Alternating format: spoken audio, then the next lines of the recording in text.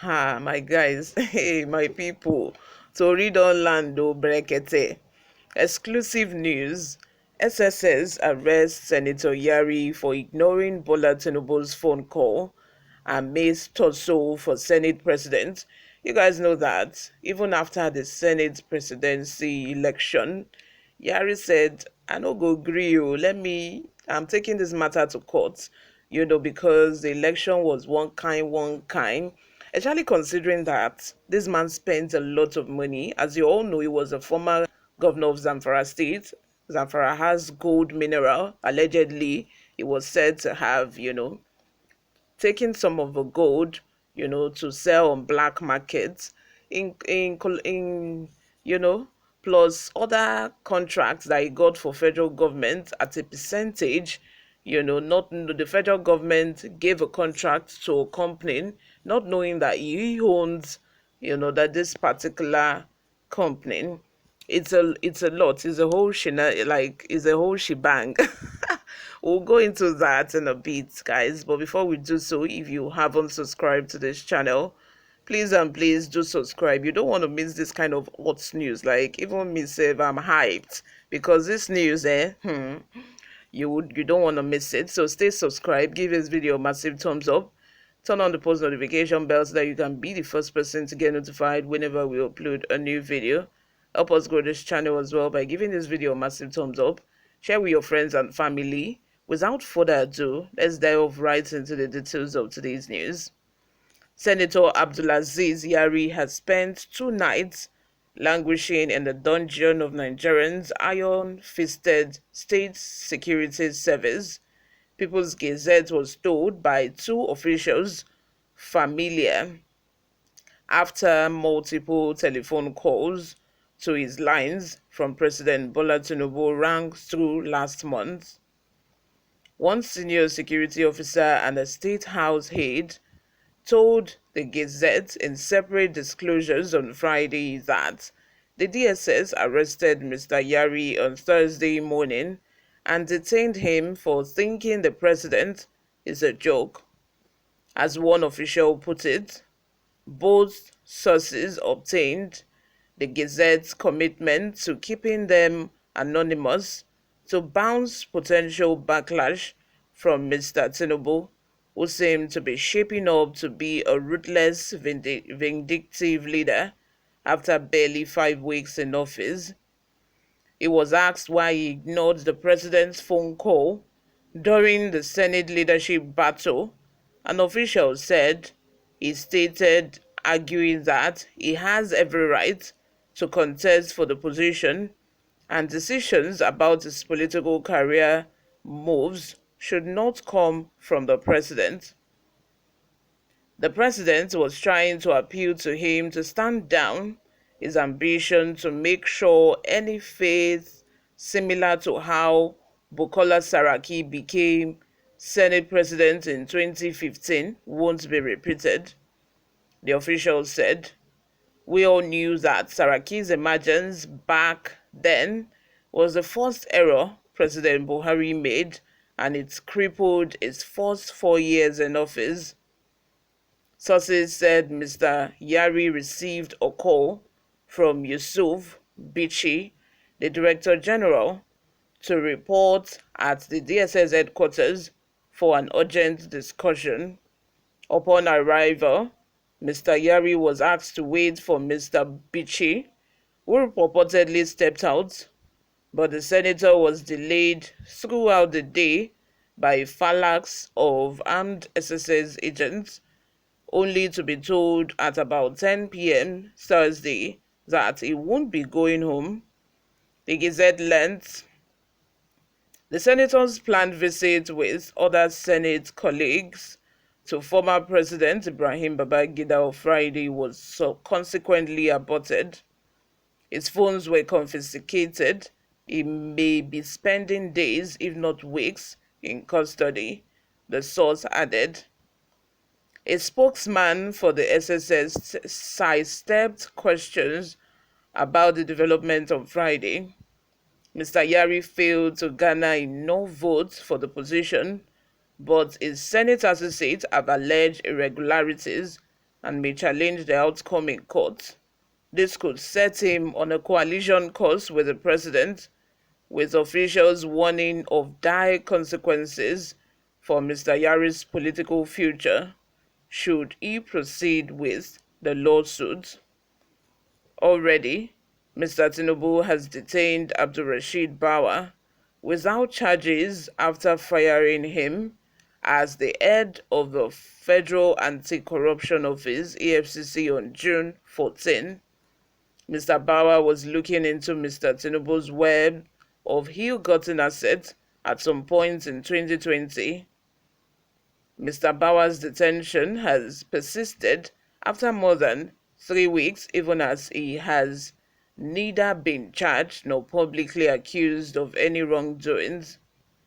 Also being held under a legally dubious authority without charges is Godwin Emefiele, a Nigerian banker whom Mr. Tinubu promptly fired from office as the central bank governor of Nigeria and subsequently ordered detained by the DSS.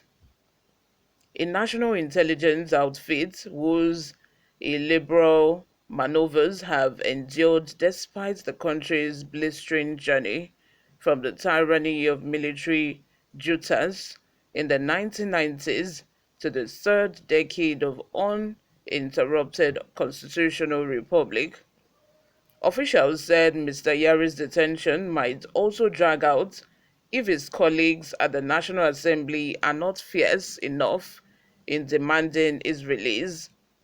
One of our sources said, like Mr. Tinubu, the former Zamfara state governor is also a member of a ruling All Progressive Congress, but he poked the president last month when he declared plans to be Senate president at the resumption of the 10th National Assembly. Federal lawmakers, unlike the president and vice president, have no constitutional immunity from arrest and criminal prosecution. Mr. Yari advanced his push to be Senate president even after party leaders publicly endorsed Godswill Akpabio for the position, largely on the account of Mr. Akpabio's Southern Christian identity and second Senate term. Mr. Yari, representing Zamfara West Senatorial District, is a Muslim from the Northwest. The party sought to balance equity within its ranks by ceding the Senate presidency to a Christian from the South-South, since Mr. Tinubu is a Muslim from the Southwest and Vice President Kashim Shettima is a Muslim from the Northeast. House Speaker Tajuddin Abbas is a Muslim from Mr. Yari's region. A spokesman for Mr. Akpabio, who emerged as Senate President on June 13 after defeating Mr. Yari 63-46, did not immediately return a request seeking comments. A phone number for the presidency did not connect on Saturday morning.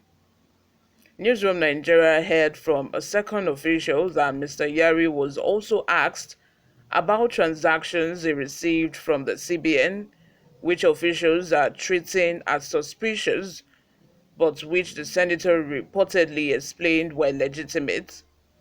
He told them the money from the CBN was from consultancy. This is a contract I was talking about. It did for the Forum of Governors, and it still has an outstanding balance to collect from the CBN. A source familiar with Mr. Yari's interrogation said. A spokesman for the CBN could not be reached for comment Friday night. Mr. Yari's arrest came weeks after he secured a federal court directive forbidding the SSS, EFCC, and other law enforcement bodies from arresting the senator on corruption charges. The restraining order was renewed last month, with law enforcement sources telling Newsroom Nigeria they would continue investigations on the matter. Anti-Graft Agency Independent Corrupt Practices Commission (ICPC) filed charges against Mr. Yari in 2022 after the Gazette exposed suspicious transactions he initiated in his last hours as Zamfara governor in May 2019. The politician has continued to deny any wrongdoings, accusing his political rivals of hatching schemes to detach national politics and throw him in prison. You all, let me have your opinions on this. What do you think exactly?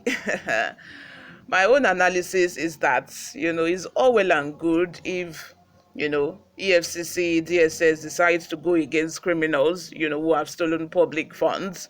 It's all well and good. It's very good because that's actually what their job is, what their job description is. But it's another thing when these people are being picky and when they go after people who are not on the good books of a president or in the good books of high-ranking political officials, and they just want to use the DSS to teach other people lesson, and they are not actually going after them to make them pay for what they've done. Let me tell you here, guys, this is just a vendetta. you know it might be that it's due to the fact I did not pick the president's call. It might also be that it's due to the fact that Yari refused to step down despite the fact that the APC has chosen their desirable candidate, which is Apabio. It might be the two, but the fact remains that they are going after him not because they want him to pay for all the money he has stolen, but just to let him know who is the boss. And I tell you that after a while, he will be left alone, and all charges will be dropped, and it will just be like every other day. It will just be like a normal day, like nothing even happened.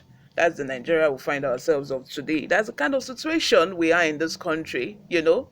People are not actually people are not actually being made to pay for their crimes. These security outfits, these SSS, DSS, ICPC, are actually used by the presidency or high-ranking political officials to go after the opposition party or to go after disobedient party members. That's just it. Let me have your thoughts in the comment section, guys. Let me know what you think about this news. Subscribe, guys, if you haven't. Share this video with your friends and family. Thank you very much, you all, for always listening and watching. I will see you in my next video. Bye for now.